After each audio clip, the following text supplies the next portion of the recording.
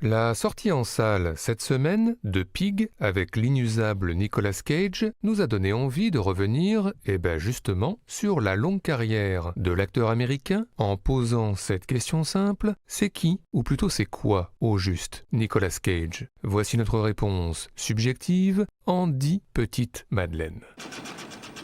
Nicolas Cage, ce sont pour commencer quelques seconds rôles au milieu des années 80 chez Richard Benjamin ou chez son oncle Francis Ford Coppola, et puis en 1985, dans le Birdie d'Alan Parker, une gueule cassée revenant du Vietnam et retrouvant à l'hôpital son ami d'enfance Matthew Modine, revenu lui aussi du Vietnam, l'un qui parle, l'autre pas. Hey Birdie. Et puis l'année suivante, dans Peggy Sue s'est mariée, de Francis Ford Coppola, encore lui, le petit ami de Kathleen Turner, qui n'a pas beaucoup de succès au volant de son bolide, mais qui convainc un peu plus en poussant la chansonnette en soirée.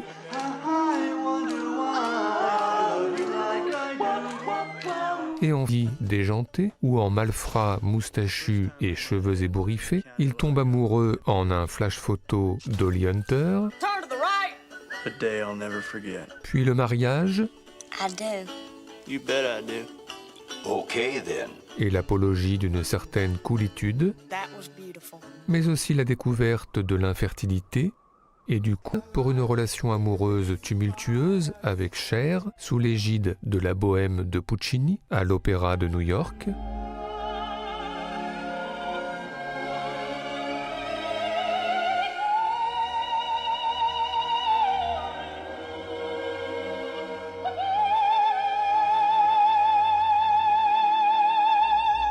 Et puis dans un registre différent, la comédie Embrasse-moi vampire, où Nicolas Cage se persuade qu'il a été mordu par une vampire et qu'il est donc du coup devenu une créature de la nuit, ce qui occasionne quelques scènes savoureuses, comme cette entrée en boîte de nuit singulière,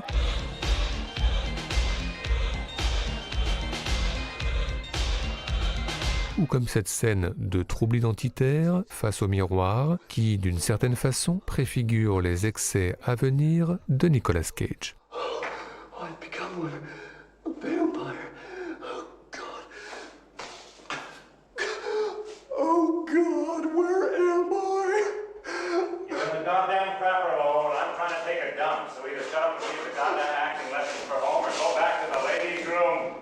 Mais enfin, le grand film à cette période reste évidemment Sailor et Lula de David Lynch, son étrange boule de cristal et ses étranges reflets dans les miroirs encore, ses chaussons rouges et sa veste en peau de serpent. Hey, my snakeskin jacket! Thanks, baby! Et puis le road movie avec une playlist d'enfer, Chris Isaak de nuit, What's troubling you, sugar? The Big Free Trio de jour, et puis Power Mad en bordure de route pour une Corée endiablée, sans oublier, mais comment l'oublier, Elvis chanté dans la voiture, et enfin Elvis chanté sur les voitures pour l'éternité. Love me tender. Love me sweet. Never let me go. You have made my life complete, and I love you so. Nicolas Cage, c'est ensuite au début des années 90, un polar de John Dahl et des comédies signées Andrew Bergman ou Hugh Wilson, et puis un film aux allures de consécration, Oscar du meilleur acteur à l'appui, Leaving Las Vegas, où il voiture, sous la douche ou dans la piscine, avec le début d'une certaine fascination de l'acteur pour l'autodestruction, avant ne verra pas le jour et restera au stade des essayages costumes, Et puis au même moment, des films qui, eux, se sont faits, par exemple Les Ailes de l'Enfer de Simon West ou Rock de Michael Bay. Et puis en 1997, Volte-face de John Woo, avec ses échanges de visages, Nicolas Cage, John Travolta, Nicolas Cage, confusion identitaire soulignée évidemment par la présence de miroirs à foison, en solitaire pour une séquence très Joker. Nicolas Cage, ce sont ensuite à la fin des années 90, 2 films autour de la véracité des images, 8 mm de Joel Schumacher, dans lequel il enquête, analyse les images d'un snuff movie en 8 mm donc, mais aussi Snake Eyes de Brian De Palma pour un assassinat politique lors d'un match de boxe dont il faudra là aussi revoir et analyser les images, leur vérité et leurs mensonges. How many cameras do you have on it? I got 4. All right, let me see them all. Et puis toujours fin 90, La Cité des Anges, remake et curieusement pas si éloigné, à tombeau ouvert de Martin Scorsese, dans lequel Nicolas Cage est un ambulancier errant dans un New York fantomatique qui se rêve en ange gardien, mais qui perd bientôt pied, assailli par les hallucinations. Un film que Nicolas Cage traverse à double vitesse, en accéléré au bord de l'implosion, puis au ralenti, essoufflé, lassé, au bord de l'implosion aussi. I'd always had nightmares, but now the ghost didn't wait for me to sleep. I drank every day. Help others and you help yourself. That was my motto. But I hadn't saved anyone in months. It seemed all my patients were dying on me. I'd waited. Sure, the sickness would break. Maybe the next call, maybe tomorrow. The feeling would drop away. More than anything else, I wanted to sleep like that. Close my eyes and drift away.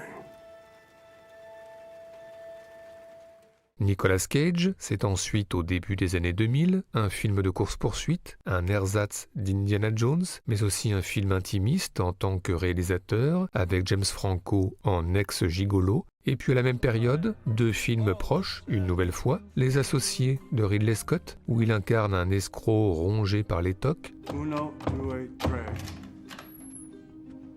Uno, due, tre.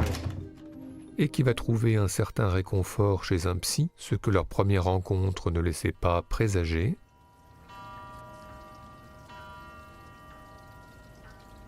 You want to tell me what's been bothering you?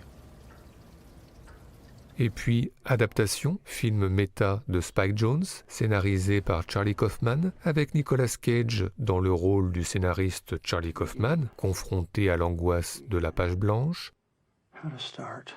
et confronté lui aussi à des tocs, notamment face à la productrice Tilda Swinton, Oh, she looked at my hairline. She thinks I'm bald. We think you're great. Oh, wow.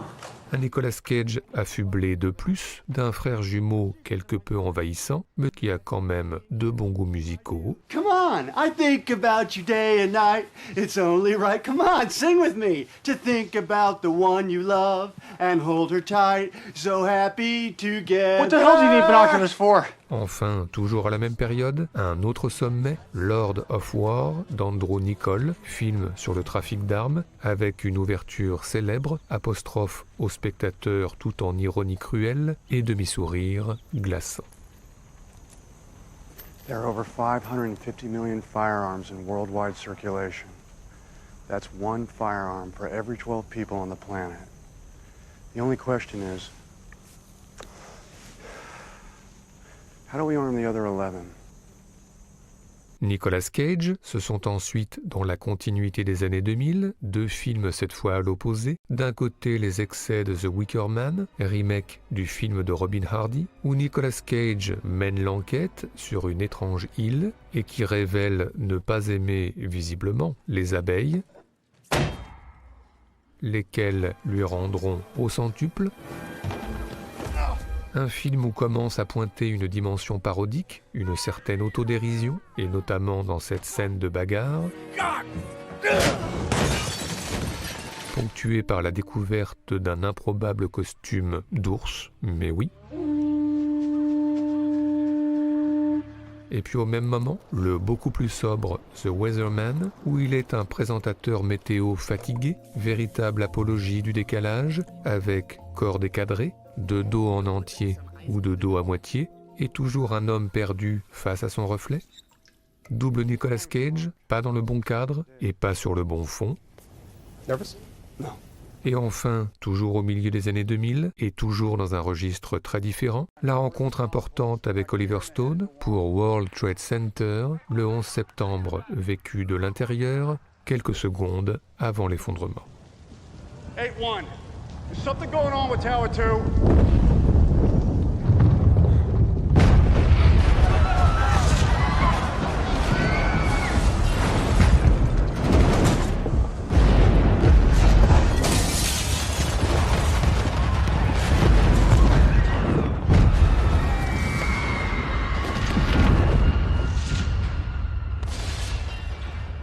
Nicolas Cage, c'est ensuite, dans la deuxième partie des années 2000, une certaine cassure, l'acteur semblant tourner le dos au grand rôle. On le voit par exemple en astronome sauveur du monde chez Alex Proyas, ou en tueur à gages perdu à Bangkok chez les frères Pang, mais aussi une nouvelle fois en ersatz d'Indiana Jones, et puis en parallèle, l'autoparodie sous-jacente jusque-là, qui va désormais s'afficher au grand jour, par exemple dans Ghost Rider, où Nicolas Cage est un motard cascadeur de l'impossible, qui va bientôt signer un pacte avec le diable, vendre son âme et renaître en Ghost Rider incandescent.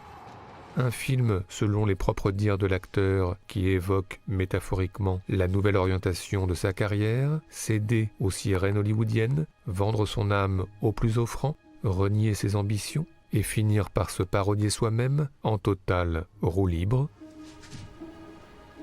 Et puis en 2009, un cas tout à fait à part qui divisera public et critique, Bad Lieutenant de Werner Herzog, dans lequel Nicolas Cage incarne un lieutenant de la Nouvelle-Orléans, accro aux drogues diverses et variées, et cela ne va évidemment pas aller en s'arrangeant. Hey, you can't come back here! You got me waiting 30 minutes so you can make a fat personal phone call! Un film une nouvelle fois au bord de l'implosion, toujours sur le fil, avec en point d'orgue une scène venue d'un autre monde. Nicolas Cage, ce sont ensuite des années 2010 qui confirment la dérive, où il est au choix sorcier chez John Turteltaub, chevalier chez Dominique Senna, ou hors-la-loi vengeur chez Patrick Lussier, mais aussi dans le deuxième opus de la série des Ghost Rider, un Nicolas Cage qui boit de l'eau à la carafe, comme ça, l'air de rien.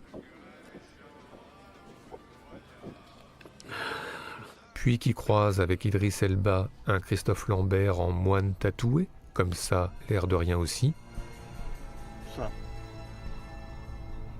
Bref, l'autoparodie plus que jamais là, et pourtant, à cette période, quelques lueurs. Tout d'abord Kick-Ass, où il est, le jour, père attentionné de Chloé Grace Moretz, lui offrant des cadeaux d'anniversaire pas banals.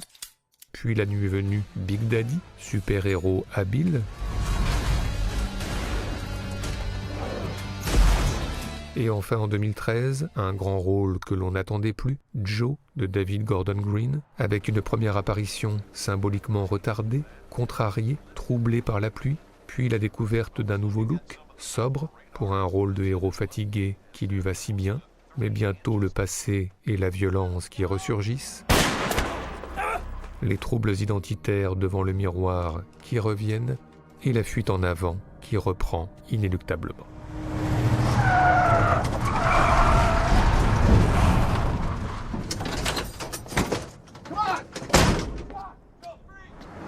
Don't move! Freeze, Joe! Come on, put the gun down. Be a man about it and show me what you got. We got you surrounded, Joe. Hey, I'm just one dude. Freeze, Joe! Put your hands behind your head. Come on, what are you gonna do? Nicolas Cage, c'est enfin récemment, certes, un face-à-face avec Willem Dafoe chez Paul Schrader et un second rôle dans Snowden d'Oliver Stone, mais c'est aussi la dérive qui se poursuit et même s'accentue avec une succession de films passés inaperçus, une descente aux enfers cinématographiques avec un film qui la met en scène, Mandy de Panos Cosmatos. Avec le drame inaugural, Nicolas Cage qui assiste impuissant à la mort de sa femme, du coup, une fois libéré, la vengeance qui se prépare dans un univers transformé entre cauchemar et réalité, Un film où Nicolas Cage pousse encore un peu plus loin son penchant pour l'autodestruction, mais avec une différence de taille. Si les miroirs sont toujours présents, l'acteur cette fois ne les regarde plus, comme s'il fuyait désormais leur reflet. Oui, Nicolas Cage, sa descente aux enfers, plus que jamais le sujet principal de sa propre filmographie.